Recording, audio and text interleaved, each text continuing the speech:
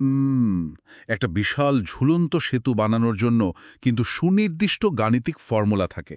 মানে রড আর সিমেন্টের অনুপাত কত হবে, বা ধরুন বাতাসের চাপ কতটা সামলাতে পারবে, এসব কিছু ইঞ্জিনিয়ারদের একেবারে নিখুঁত ছকে বাঁধা থাকে। হ্যাঁ, সেখানে একটা অদ্ভুত নিশ্চয়তা কাজ করে। ঠিক। কিন্তু আশ্চর্যের বিষয় হলো, একটি সুন্দর সমাজ গড়ার জন্য বিজ্ঞান বা প্রযুক্তির কাছে কিন্তু এমন কোনো বাঁধাধরা ফর্মুলা নেই। মানে হাজার হাজার বছর ধরে এত এত প্রযুক্তি, এত আইনকানুন তৈরি হওয়ার পরও মানব সমাজ ভীষণ রকম জটিল আর ঘোলাটে একটা জায়গায় আটকে আছে। কেন এমনটা হচ্ছে বলে মনে হয়? আসলে মানুষের মন আর সামাজিক কাঠামোর ইঞ্জিনিয়ারিং তো কোনো সরল গাণিতিক সমীকরণ দিয়ে মেলানো যায় না। হুম সমাজ তো আর ইট পাথরের জড়বস্তু নয়। একদম। এটি মানুষের আবেগ, লোভ, স্বার্থ আর সহানুভূতির এক ভীষণ জটিল একটা মিশ্রণ।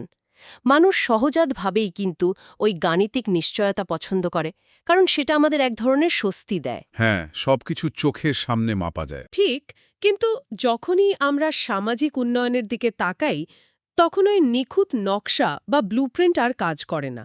মানে কোনো নির্দিষ্ট ফর্মুলা নেই যে এতটুকু সম্পদ আর এতটুকু কঠোর আইন মিলিয়ে দিলে রাতারাতি একটা সুন্দর সমাজ তৈরি হয়ে যাবে।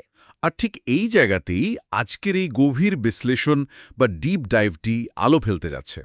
আজ যে দারুণ একটা সোর্স মেটেরিয়াল নিয়ে আলোচনা হবে, তার শিরোনাম হল universal echoes of virtue and social progress. খুবই চমৎকার একটা পার্ট। তবে শুরুতেই একটা বিষয় পরিষ্কার করে নেওয়া ভালো।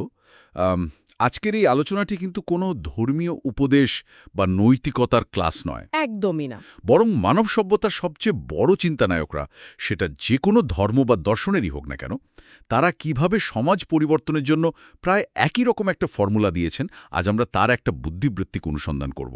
হ্যাঁ, আর যদি আমরা বিষয়টিকে মানব ইতিহাসের আরও বড় প্রেক্ষাপটের সাথে যুক্ত করি, তবে আজকের এই আলোচনার মূল উদ্দেশ্যই হল একটা বিশেষ বিষয় খুঁজে বের করা। সেটা কি? সেটা হলো কিভাবে সম্পূর্ণ ভিন্ন ভিন্ন স্থান, কাল আর প্রেক্ষাপটে গড়ে ওঠা ধর্ম ও দর্শনগুলো শেষ পর্যন্ত একটি অভিন্ন বিন্দুতে এসে মিলেছে। এটা অনেকটা মানব প্রকৃতির সবচেয়ে গভীরে লুকিয়ে থাকা একটা আদি প্যাটার্ন বা নকশা খুঁজে বের করার মতো কাজ। দারুণ বলেছেন। তো সেই প্যাটার্নটা খোঁজার শুরুটা করা যায় বাহাউল্লাহর একটি অত্যন্ত শক্তিশালী উক্তি দিয়ে। হুম সোর্স মেটেরিয়ালে তার যে কথাটি উল্লেখ করা হয়েছে তা হল, the ব্যাটারমেন্ট of the world can be accomplished through pure and Goodley deeds. অর্থাৎ মানুষের উত্তম চরিত্র ও সৎকর্মই বিশ্বকে উন্নত করে। হ্যাঁ, প্রথম দেখায় কথাটা হয়তো খুব সাধারণ মনে হতে পারে। হ্যাঁ, মানে ভালো কাজ করলে পৃথিবী ভালো হয়ে যাবে, এমন একটা সরল ব্যাপার। ঠিক, কিন্তু এর ভেতরে যে সমাজতাত্ত্বিক গভীরতা লুকিয়ে আছে তা সত্যি বিস্ময়কর। প্রাচ্যের প্রাচীন ধর্মগুলো ঠিক এই একই কাঠামোর কথা বলছে। ইসলামের কথা যদি ধরি, সেখানে কি দেখতে পাই? ইসলাম ধর্মে তো এই বিষয়টা খুব স্পষ্টভাবে একটা সামাজিক কাঠামোর ভিত্তি হিসেবে বলা হয়েছে, তাই না? একদম। পবিত্র কুরআনের সূরা আন-নাহালের ৯০ নম্বর আয়াতে বলা হয়েছে, নিশ্চয়ই আল্লাহ ন্যায়, সদাচার এবং আত্মীয়কে দান করার আদেশ দেন। এই আয়াতটি গভীরভাবে খেয়াল করলে দেখা যায়, এখানে শুধু পরকালের পুণ্য অর্জনের কথা বলা হয়নি। রাইট। এখানে ন্যায় বা জাস্টিস এবং সদাচারকে সমাজ উন্নতির একেবারে ভিত্তিপ্রস্তর হিসেবে দেখানো হয়েছে। প্রাচীনকালে বা ধরুন এখনও পারিবারিক বা আত্মীয়তার বন্ধন হল সমাজের প্রাথমিক ওয়েলফেয়ার সিস্টেম। কল্যাণ ব্যবস্থা। হ্যাঁ, যখন মানুষ নিজের পরিমণ্ডলে সম্পদ আর সহানুভূতি বন্টন করে, তখন সমাজ থেকে বৈষম্য স্বয়ংক্রিয়ভাবে কমতে থাকে। এর পাশাপাশি নবী মোহাম্মদের একটি বিখ্যাত হাদিস উল্লেখ করা হয়েছে। হাদিসটি হল, মানুষের মধ্যে সেই ব্যক্তি উত্তম যে মানুষের জন্য সবচেয়ে উপকারী। দাঁড়ান একটু থামাই এখানে।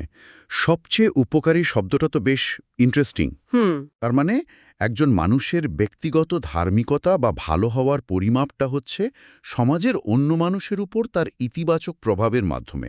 আমরা যদি হিন্দু ধর্মের প্রাচীন গ্রন্থগুলোর দিকে তাকাই, সেখানে কিন্তু এর পেছনের মনস্তাত্ত্বিক মেকানিজমটা আরও পরিষ্কারভাবে বলা আছে। হ্যাঁ, শ্রীমদ্ ভগবদ্ গীতার রেফারেন্সটা ঠিক। গীতার ৩ নম্বর অধ্যায়ের ১৯ নম্বর শ্লোকে বলা হচ্ছে, আসক্তি ত্যাগ করে কর্ম সম্পাদন করো, এভাবেই মানুষ পরম গন্তব্য লাভ করে। আবার মহাভারত বলছে, পরের উপকার করাই সর্বোচ্চ ধর্ম। আপনি একদম সঠিক পয়েন্টই ধরেছেন এখানে। শুধু বাহ্যিক সাহায্যের চেয়ে কাজের পেছনের উদ্দেশ্য বা ইন্টেনশন অনেক বড় বিষয়। ইন্টেনশন। গীতার উল্লেখিত এই আসক্তি ত্যাগ করে কর্ম করার ধারণাটি সমাজ পরিবর্তনের ক্ষেত্রে একটা যুগান্তকারী চিন্তা। এর মেকানিজমটা বুঝতে হলে আমাদের দেখতে হবে আসক্তি কিভাবে সমাজে প্রভাব ফেলে। আচ্ছা। ধরুন, যখন মানুষ কোনো কাজের ফলাফলের প্রতি অতিরিক্ত আসক্ত হয়ে পড়ে, তখন তার ভেতরে একটা স্বার্থপরতা জন্ম নেয়। সে ভাবে, এই কাজটা করলে আমার কি লাভ হবে। হ্যাঁ, একটা হিসেবি মনোভাব চলে আসে। ঠিক। আর এই মানসিকতায় কিন্তু সমাজে দুর্নীতি, স্বজনপ্রীতি আর অবিচারের জন্ম দেয়। কারণ তখন প্রতিটি কাজ একটা লেনদেনে পরিণত হয়। কিন্তু যখন কেউ আসক্তি ছাড়া কেবল সমাজের প্রতি তার কর্তব্য হিসেবে ভালো কাজ করে, তখন সমাজের ওই ট্রানজ্যাকশনাল কস্ট বা দুর্নীতির মাত্রা কমে যায়। একদম তাই। আর সমাজ কাঠামোগতভাবে অনেক বেশি মজবুত হয়। এই বিষয়টা আমাকে একটা উপমার কথা মনে করিয়ে দিচ্ছে। একটা কম্পিউটার বা স্মার্টফোনের কথা ভাবুন। আমাদের বাইরের আইনকানুন, পুলিশ বা বিচার ব্যবস্থা হলো সমাজের হার্ডওয়্যার। দারুণ উপমা। আর গীতার এই আসক্তিহীন কর্ম বা মানুষের ভেতরের যে নৈতিকতা, সেটা হলো সমাজের অপারেটিং সিস্টেম বা ওএস। হার্ডওয়্যার যতই দামি হোক না কেন, অপারেটিং সিস্টেম যদি কারাপ্টেড হয়, তবে সেই ডিভাইস কোনো কাজ করবে না। ঠিক, সমাজের ক্ষেত্রেও ব্যাপারটা ঠিক তাই। কিন্তু এখানে একটা খটকা লাগছে। বৌদ্ধ ধর্মের ধম্মপদের যে বাণীটি দেয়া হয়েছে, সব পাপ থেকে বিরত থাকা, সৎকর্ম করা এবং মনকে শুদ্ধ করা, এই হলো বুদ্ধের শিক্ষা। এখন কেউ যদি শুধু একান্তে বসে নিজের মন শুদ্ধ করতে থাকে, তবে সেটা কি তাকে সামাজিকভাবে নিষ্ক্রিয় করে ফেলে না? সমাজের বিশাল সব সমস্যার সমাধানে এই মন শুদ্ধ করা কিভাবে সাহায্য করবে? এটি একটি চমৎকার প্রশ্ন, এবং এই জায়গাতেই কিন্তু অনেকেই ভুল বোঝেন। মন শুদ্ধ করা মানে সমাজ থেকে বিচ্ছিন্ন হয়ে যাওয়া নয়। আচ্ছা। বৌদ্ধ ধর্মে মনকে শুদ্ধ করার যে কথা বলা হয়েছে, তার কারণ হল মনই হচ্ছে সব কাজের উৎস। ওই যে আপনার অপারেটিং সিস্টেমের মতো, যদি মন শুদ্ধ না থাকে, তবে বাহ্যিক সৎকর্ম খুব সহজে প্রদর্শনবাদিতা বা লোক দেখানো বিষয়ে পরিণত হতে পারে। হ্যাঁ, নিজের অহংকার বাড়ানোর হাতিয়ার। একদম। মন অশুদ্ধ থাকলে ভালো কাজ করার মধ্যেও মানুষের একটা প্রচ্ছন্ন স্বার্থ কাজ করে। ভেতরের শুদ্ধতাই হলো সেই ইঞ্জিন যা বাইরের ভালো কাজগুলোকে দীর্ঘমেয়াদে শক্তি যোগায়। বুঝতে পেরেছি। মানে বৌদ্ধ ধর্ম বলছে আগে নিজের ভেতরের অপারেটিং সিস্টেম ঠিক করতে, যাতে বাইরের কাজগুলো ভাইরাস মুক্ত হয়। ঠিক তাই। কিন্তু শুধু ভেতরের বিশুদ্ধতা নিয়ে বসে থাকলে তো সমাজ বদলাবে না। দৃশ্যমান কাজও তো করতে হবে। আর এই দৃশ্যমান কাজের প্রয়োজনীয়তা এবং এর পেছনের দ্বন্দ্বটা সবচেয়ে ভালোভাবে ফুটে উঠেছে খ্রিস্ট ধর্মের উদাহরণে। হ্যাঁ, বাইবেলের গালাটীয় অধ্যায়ের লাইনটা ঠিক, সুন্দর একটা লাইন রয়েছে, সৎ কর্ম করতে আমরা যেন ক্লান্ত না হই, কারণ যথাসময়ে আমরা ফসল কাটব। এই ফসল কাটার রূপকটা তো অসাধারণ। অসাধারণ, সত্যি। এটি আমাদের মনে করিয়ে দেয় যে সামাজিক পরিবর্তন কোনো তাৎক্ষণিক বিষয় নয়। মানে ইনস্ট্যান্ট কফির মতো কিছু নয় এটা। হ্যাঁ, হ্যাঁ, একদম। এটি আসলে কৃষিকাজের মতো। বীজ বপন করলেই তো পরের দিন গাছ বড় হয়ে ফল দেয় না।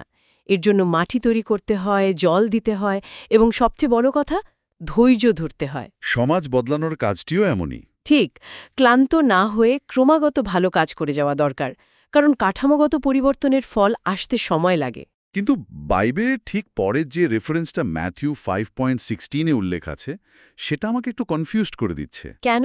কি আছে সেখানে? যীশুখ্রিস্ট বলছেন, তোমাদের আলো মানুষের সামনে জ্বলে উঠুক, যাতে তারা তোমাদের সৎকর্ম দেখে। আহ, একদিকে আমরা শিখি যে ভালো কাজ গোপনে করা উচিত, যাতে অহংকার না আসে, যেটা আমরা একটু আগে বৌদ্ধ ধর্মের ক্ষেত্রে আলোচনা করছিলাম। হ্যাঁ। আবার যীশু বলছেন, আলো মানুষের সামনে জ্বলে উঠুক। এর মানে কি সমাজ পরিবর্তনের জন্য আমাদের ভালো কাজগুলো দৃশ্যমান হওয়া আর অন্যদের জন্য শো অফ করা জরুরি? এই দ্বন্দ্বটা কিভাবে মেটানো যায়? এটি অত্যন্ত সূক্ষ্ম একটি দ্বন্দ্ব। এর উত্তরটা লুকিয়ে আছে যিশুর ব্যবহৃত আলো শব্দটার মধ্যে। আলো? হ্যাঁ, আলো কিন্তু নিজের দিকে মনোযোগ আকর্ষণের জন্য জ্বলে না। আলো জ্বলে চারপাশের অন্ধকার দূর করার জন্য, অন্যকে পথ দেখানোর জন্য। এখানে অহংকার করা বা শো অফ করার কথা বলা হচ্ছে না। আচ্ছা, মানে অনুপ্রেরণা তৈরি করার কথা বলা হচ্ছে। সমাজবিজ্ঞানের ভাষায় একে বলা যায় সোশ্যাল কন্টেজিয়ন বা সামাজিক সংক্রমণের তত্ত্ব। সমাজে যখন চারদিকে হতাশা আর নেগেটিভিটি থাকে, তখন একটি দৃশ্যমান সৎকর্ম মানুষের মনে আশা জাগায়। তখন অন্যরা উৎসাহিত হয়। ঠিক, অর্থাৎ কাজটা দৃশ্যমান হবে সমাজের উপকারের জন্য, নিজের ইগো পুষ্ট করার জন্য নয়। দারুণ একটা পয়েন্ট। আলো নিজে আলোকিত হতে চায় না, সে চারপাশকে আলোকিত করে। এই দৃশ্যমান সৎকর্মের ধারণাকে একেবারে সমসাময়িক যুগে টেনে এনেছে বাহাই ধর্ম। হ্যাঁ, বাহাওয়ালার উক্তিটা। তার আরেকটি অসাধারণ উক্তি আছে, be anxiously concerned with the needs of the age he live in. অর্থাৎ যেই যুগে বাস করা হচ্ছে সেই যুগের প্রয়োজনগুলো নিয়ে গভীরভাবে চিন্তিত হওয়ার কথা বলা হয়েছে। এর মানে হল সৎকর্ম কোনো স্থির বা স্ট্যাটিক বিষয় নয়, অন্ধভাবে কোনো ভালো কাজ করে যাওয়াই যথেষ্ট নয়, বরং যুগের চাহিদা বুঝে সক্রিয়ভাবে কাজ করতে হবে। ঠিক এই জায়গাতেই কিন্তু বাহাই ধর্ম সৎকর্মের ধারণাকে একটি অত্যন্ত প্রগতিশীল রূপ দিয়েছে। এর মানে হল, আজ থেকে ৫০০ বছর আগে যে সৎকর্মটি সমাজের জন্য সবচেয়ে বেশি প্রয়োজন ছিল, আজকের দিনে হয়তো তার চেয়ে ভিন্ন কোনো সৎকর্ম বেশি জরুরি। যেমন ধরুন, যেমন হয়তো আগেকার দিনে নিজের গ্রামের ক্ষুধার্তকে খাবার দেওয়াই ছিল সবচেয়ে বড় কাজ, কিন্তু আজকের যুগে হয়তো সাইবার বুলিং প্রতিরোধ করা, প্রযুক্তির অ্যালগোরিদমিক বৈষম্যের বিরুদ্ধে সোচ্চার হওয়া বা জলবায়ু পরিবর্তনের বিরুদ্ধে কাজ করাটাই যুগের সবচেয়ে বড় প্রয়োজন। যুগের সাথে সাথে চ্যালেঞ্জগুলো বদলায়। একদম। আর মানবতার চ্যালেঞ্জগুলো যেমন বদলায়, তেমনি সৎকর্মের ধরন বা অ্যাপ্লিকেশনও পরিবর্তিত হতে বাধ্য। তার মানে ভালো মানুষ হওয়া মানে কেবল নিজের ড্রয়িং রুমে বসে চুপচাপ নিরীহ জীবনযাপন করা নয়, চারপাশের সমস্যাগুলো নিয়ে সচেতন থাকা আর যুগের স্পেসিফিক চ্যালেঞ্জগুলো মোকাবেলা করার জন্য সক্রিয়ভাবে কাজ করা। ঠিক তাই। আচ্ছা, এতক্ষণ তো আমরা বিভিন্ন ধর্মের দৃষ্টিভঙ্গি থেকে বিষয়টা দেখলাম, যেখানে ঐশ্বরিক আদেশ বা আধ্যাত্মিকতার একটা ব্যাপার আছে। এবার যদি আমরা ধর্ম বা ঈশ্বরের ধারণাটাকে পুরোপুরি সরিয়ে ফেলি, দর্শন। হ্যাঁ, ধর্মের সীমানা পেরিয়ে যদি যুক্তিনির্ভর এবং ধর্মনিরপেক্ষ দর্শনের জগতে প্রবেশ করা যায়, তাহলে কি দেখতে পাব?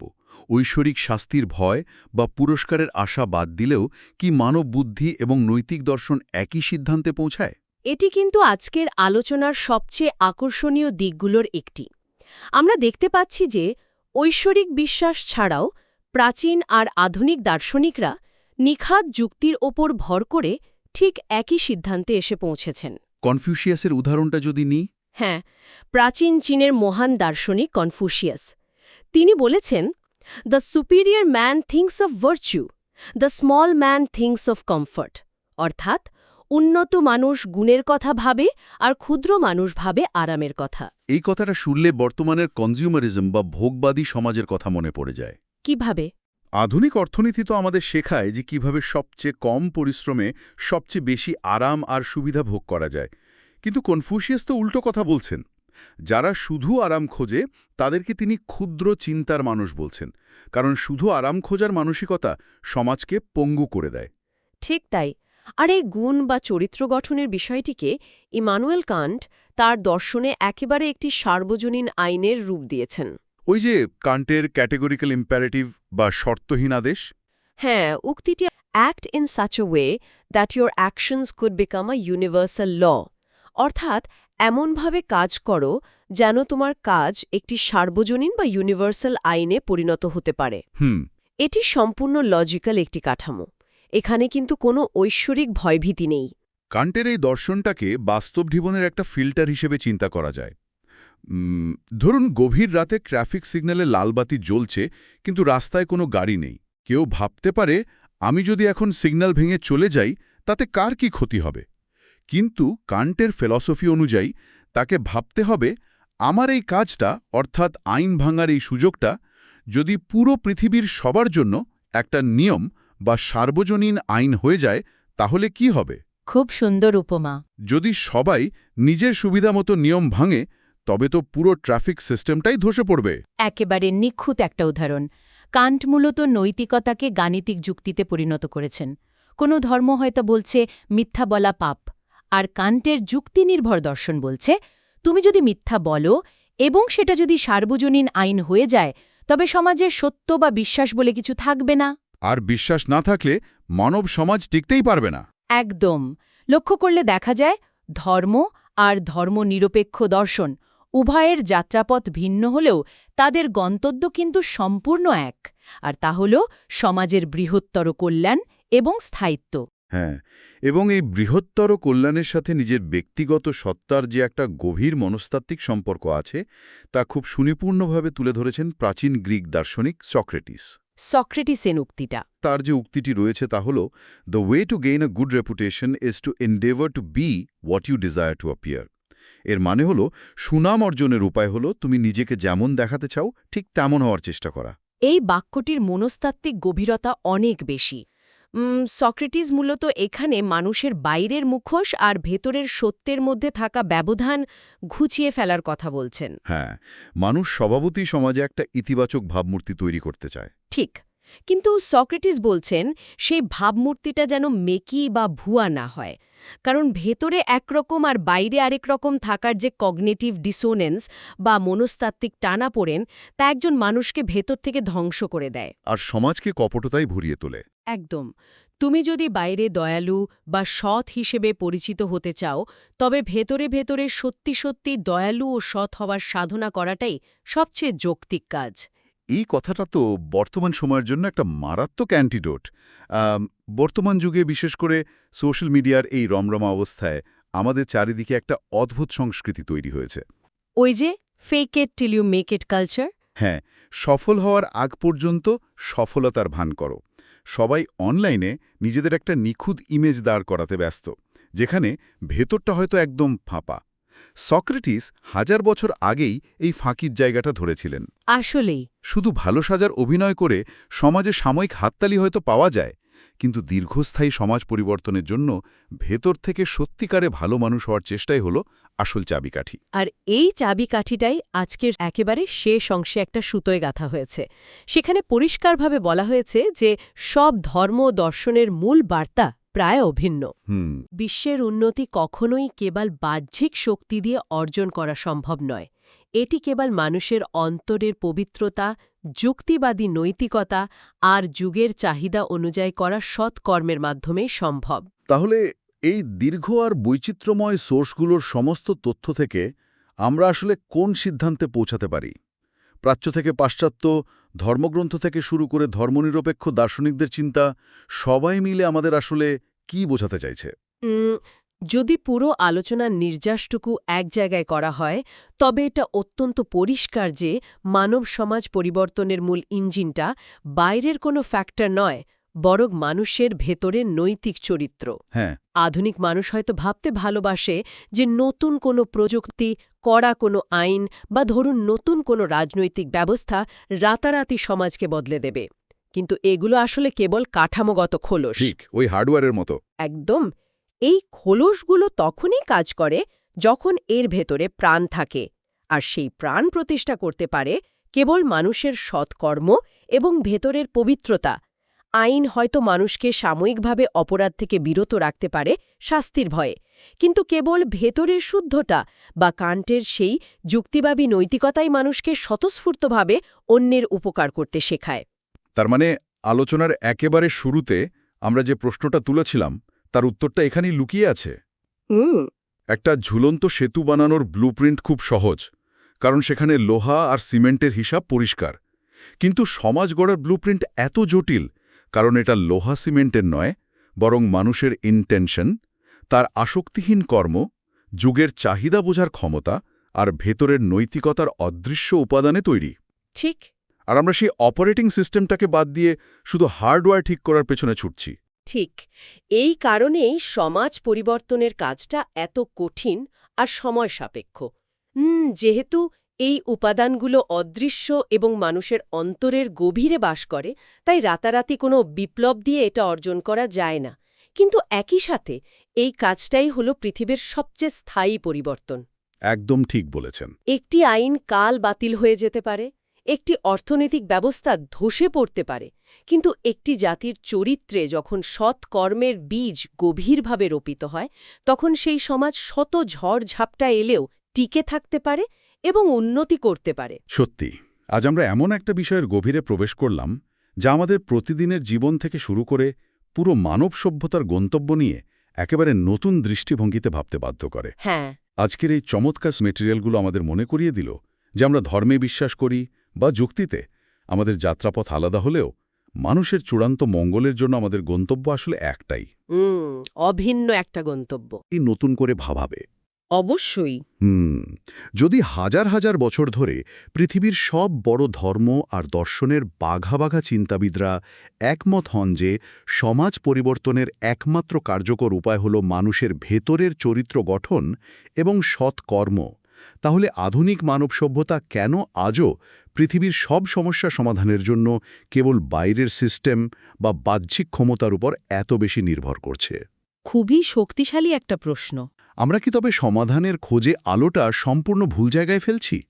সমাজ বদলাতে গিয়ে আমরা কি তবে নিজেদের ভেতরের চরিত্র বদলানোর সেই আদি আর অকৃত্রিম ব্লুপ্রিন্টটাই একেবারেই ভুলে বসে আছি? এটি আসলেই এমন একটি প্রশ্ন যা আমাদের চিরচেনা বিশ্বাসের ভিত নাড়িয়ে দেয় আর নতুন করে ভাবতে বাধ্য করে। একদম তাই। আজ তাহলে এ পর্যন্তই।